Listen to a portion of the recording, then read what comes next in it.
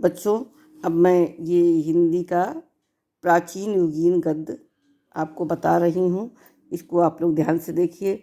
इस युग के अंतर्गत जो हिंदी गद्य के उद्भव से ये भारतेंदु युग के पूर्व का जो समय लिया गया है, वास्तव में इसमें उसी का वर्णन है। जो हिंदी गद्य का विकास बताया गया वो भारतेंदु युग से बताया गया, लेकिन इसमें उसके पहले का वर्णन है।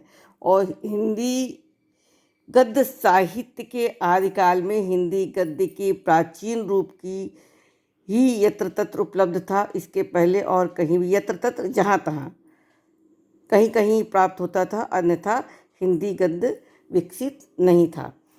राजस्थान और दक्षिण भारत में तो अवश्य ही हिंदी गद्य के प्रारंभिक रूप की झलक मिलती है, और उत्तर भारत में ब्रजभाषा गद्य के उदाहरण अधिक मात्रा में प्राप्त होते हैं। यानी अगर राजस्थान में जाइए और दक्षिण भारत में, तो वहाँ पर आपको दक्षिण भारतीय प्रारंभिक हिंदी प्रारंभ हुई थी राजस्थानी भाषा में, और उत्तर भारत में ब्रज भाषा के ही उदाहरण आपको हिंदी गद्य के रूप में प्राप्त होंगे।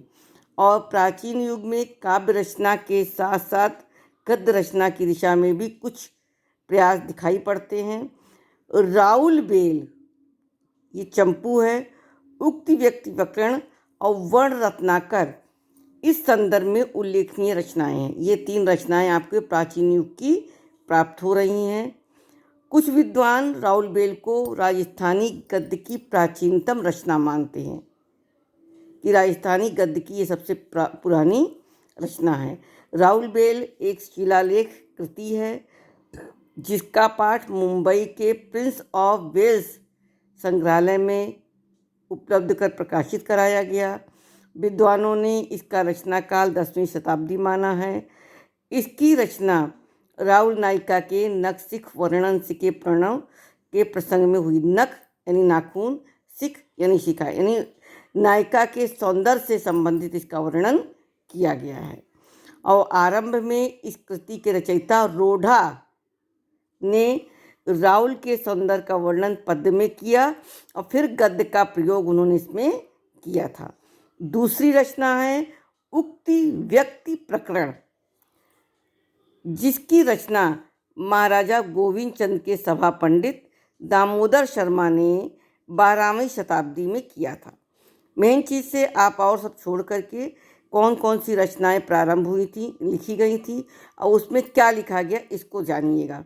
जैसे पहली है राउल बेल चंपू, दूसरी उक्ति व्यक्ति प्रकरण। तो दूसरी रचना जो है उक्ति व्यक्ति प्रकरण, जिसकी रचना महाराजा गोविंद चंद के सभा पंडित दामोदर शर्मा ने 12वीं शताब्दी में की थी। इस ग्रंथ की भाषा एक उदाहरण इस प्रकार है: वेद पढ़ब स्मृति अभ्यासिब पुराण देखब धर्म करब। ये एक उदाहरण के रूप में दे दिया है। गद्य और पद्य दोनों शैलियों की हिंदी भाषा में तत्सम शब्दावली के प्रयोग की बढ़ती हुई प्रवृत्ति का जो पता चलता है इसमें। और मैथिली में के प्राप्त ग्रंथों में ज्योतिश्वर का वर्ण रत्नाकर ग्रंथ तीसरी रचना है। मैथिली भाषा में ज्योतिश्वर का वर्ण रत्नाकर ग्रंथ जो है ये तीसरी रचना है।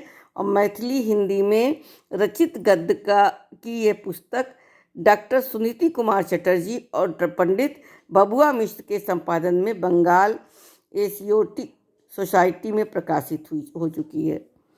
डॉक्टर हजारी प्रसाद के मतानुसार इनकी रचना 14वीं शताब्दी के आसपास मानी गई है। और इसके बाद आपका जो राजस्थानी गद्य, ब्रजभाषा गद्य और खड़ी बोली का प्रारंभिक गद्य साहित्य आदि ही हमारा जो विचारणीय या विचार करने योग्य सामग्री है। हिंदी परिवार की भाषाओं में गद्य का जो प्रारंभ हुआ वो राजस्थानी गद्य के रूप में प्राप्त होता है, और राजस्थानी गद्य परंपरा निश्चित रूप से ईसा की 13वीं शताब्दी से प्रारंभ होता है। इसमें मैंने अंडरलाइन करा है, राजस्थानी गद्य के प्रारंभिक विकास में जैन विद्वानों का विशेष योगदान रहा, इसमें कोई संदेह नहीं है। ये ब्रजभाषा गद्य साहित्य की अपेक्षा अधिक प्राचीन और समृद्ध है। राजस्थानी गद्य दान पत्रों, पट्टे, परवानों, सनदों, वार्ताओं और टीकाओं आदि के रूप में उपलब्ध होता है। ये आपसे पूछा जा सकता है कि राजस्थानी गद्य किस रूप में प्राप्त होता है, तो उसका उत्तर आपको ये है। और उस पर संस्कृत अपभ्रंश की परंपराओं का प्रभाव भी स्वाभाविक रूप से पड़ा है। राजस्थानी की प्रमुख गद्य रचनाएं हैं आराधना, बाल शिक्षा टीका, जगत सुंदरी प्रयोगमाला, अतिचार, नौकार, व्याख्यान टीका, सब तीर्थ नमस्कार स्तवन, तत्व विचार प्रकरण, पृथ्वी चंद्र चरित्र, धनपाल कथा, तपोगक्ष गुरुवावली, अंजना सुंदरी कथा आदि है। ये आपकी राजस्थानी गद्य है। उसके बाद ब्रजभाषा।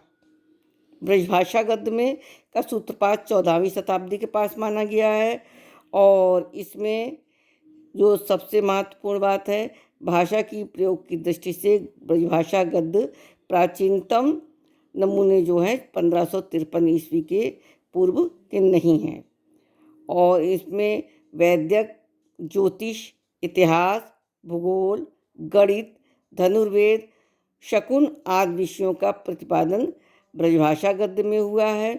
ब्रजभाषा गद्य साहित्य स्थूल 4 वर्गों में विभक्त किया गया है। कितने में किया गया है? 4 वर्गों में। कौन कौन सा है? मौलिक, टीकात्मक, अनुदित और गद्य प्रधान। ये जहाँ तहाँ टीका टिप्पणी के रूप में प्राप्त होते हैं। मौलिक जो है वो गद्य वल्लभ संप्रदाय के वचनामृतों, वार्ता ग्रंथों, कथा पुस्तकों, दर्शन विषय ग्रंथों, वैदक यानी जो वैद्य लोग दवा देते हैं उसके संबंध में, ज्योतिष आदि के उपयोग में उपयोगी विषय, पत्रों, शिलालेखों तथा कागज पत्रों के रूप में हमें प्राप्त होता है। दूसरा है टीकात्मक। टीका, टिप्पणी, तिलक, भावना, शीर्षक के व्याख्यात्मक गद्य हमें प्राप्त होते हैं और इस प्रकार से फिर जो गद्य प्रधान हैं, अनुदित कुछ रचनाएं हैं जिनका अनुवाद किया गया है और गद्य पद में टिप्पणी, गद्य चर्चा, वार्ता, तिलक, वचनिका शीर्षक लिखा गया है। 17वीं शताब्दी तक की लिखी हुई रचनाएं हमें इस प्रकार से प्राप्त होती हैं। इनमें गोस्वामी विट्ठल नाथ का श्रृंगार रसमंडल, अगर पूछा जा सकता है कि ब्रजभाषा में कौन कौन सी, ब्रजभाषा गद्य में कौन कौन सी रचनाएं हुई, तो वो है इसमें गोस्वामी विट्ठल नाथ का श्रृंगार रसमंडन, गोकुलनाथ जी की 84 वैष्णव की वार्ता, 252 वैष्णव की वार्ता, नाभादास जी का अष्टायम, बैकुंठ मणि शुक्ल का अगहन महात्म, वैशाख महात्म, ध्रुवदास द्वारा लिखित सिद्धांत विचार, लल्लू लाल कृत, माधव विलास विशेष रूप से ब्रजभाषा में उल्लेखनीय हैं। और इसके बाद खड़ी बोली गद्य के प्रामाणिक रचनाएं भी 17वीं शताब्दी के आसपास मानी जाने लगीं या प्राप्त हुई हैं।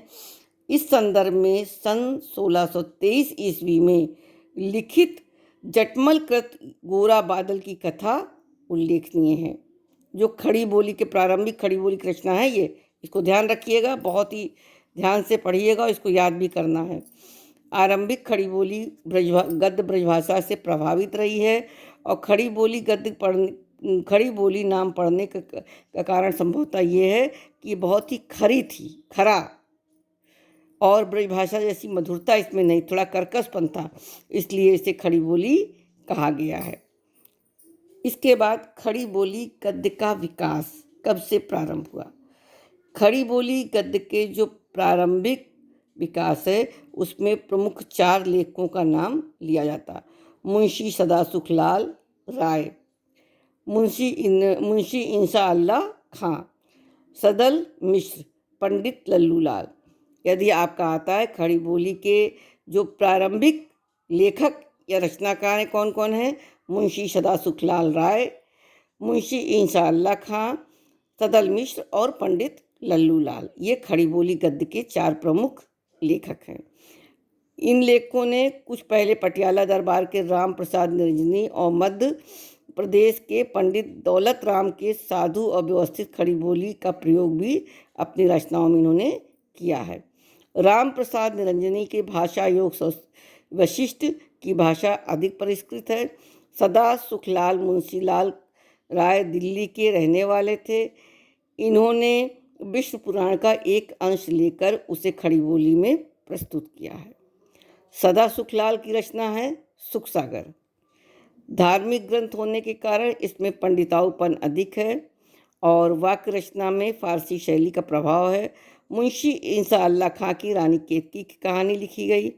इनकी शैली हास्य प्रधान और चटपटी है, तुकांत से भरा हुआ है। मुंशी लखनऊ के नवाब शहादत अली खां के दरबार में रहते थे, इसलिए इनकी शैली में तड़क भड़क शौकीपन अधिक दिखाई पड़ता है। सदल मिश्र जिला आरा बिहार के निवासी थे। ये कलकत्ता के फोर्ट विलियम कॉलेज के हिंदी के शिक्षक भी थे। नाशकेतोपखानम इनकी प्रसिद्ध रचना है। और इसके बाद लल्लू लाल जो है वो गुजरात के रहने वाले थे। ये भी फोर्ट विलियम कॉलेज में नियुक्त थे। इनकी रचना है प्रेम सागर। तो खड़ी बोली गद्य के विकास में आपके 4 प्रमुख लेखक, उनकी रचनाएं और ये कहाँ के थे, ये आपको पढ़ना है। ठीक है, आगे की कक्षा हम कल पढ़ाएंगे और इसको बच्चों, इसका प्रश्न पहले हम आपको देंगे, इसको आप कर लीजिएगा, तब हम इसके आगे आपको पढ़ाएंगे। धन्यवाद।